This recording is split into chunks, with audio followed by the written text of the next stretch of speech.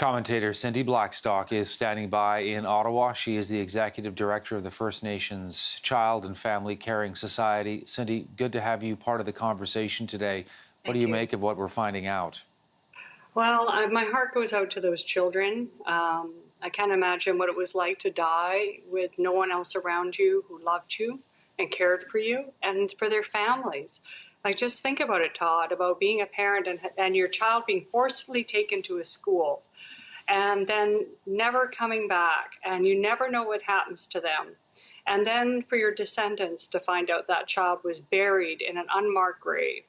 The other thing I'm thinking about is how many of these deaths could have been prevented had Canada listened to the advice of their own chief medical health officer in 1907.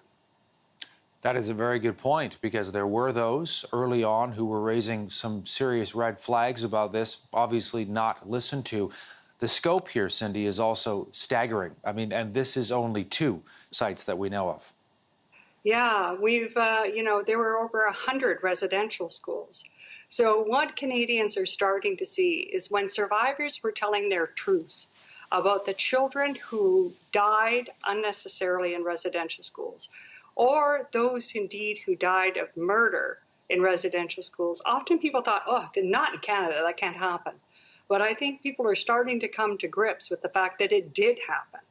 And now the real question, Todd, is what do we do about it, as Chief DeLorme has said?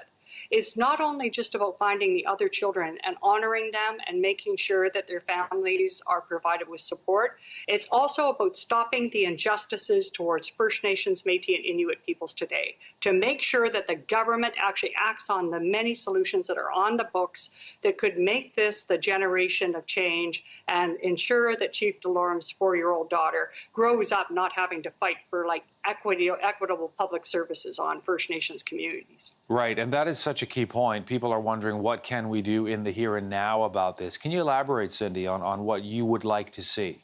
Sure. So, as you know, Todd, the federal government funds public services on reserve, everything from water, education, child welfare. And they've done so at unequal levels ever since their public health officer raised the alarm in 1907. And that makes it really difficult for communities to recover from the trauma of residential schools and set the next generation on a good path that their ancestors will be proud of. So Canadians can make sure that Canada adheres to legal orders to stop that discrimination. Stop fighting First Nations kids in court. Stop fighting survivors of residential schools in court. Todd, keep in mind, Canada's litigating against survivors of St. Anne's residential school, where there literally was an electric chair to put the kids in. And Canada can move to implement the TRC's calls to action and the murdered and missing Indigenous women's calls to justice. No more plans for a plan. They can get busy and get the job done. Despite these sort of stories that we have been covering extensively, there are still those in our country, Cindy, as you know, who say, well, that doesn't happen in Canada, or that was a long time ago. People need to get real. Yeah, and they can get real by watching on YouTube the federal court hearings where the Canadian government was arguing against this generation of First Nations kids last week.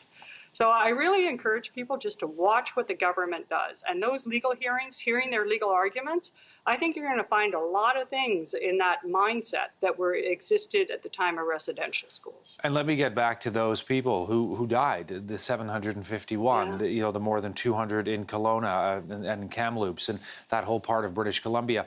You think about the numbers, Cindy, and you wonder, how is it possible that many children, that many people could have gone missing, could have died, and there wasn't an outcry over it?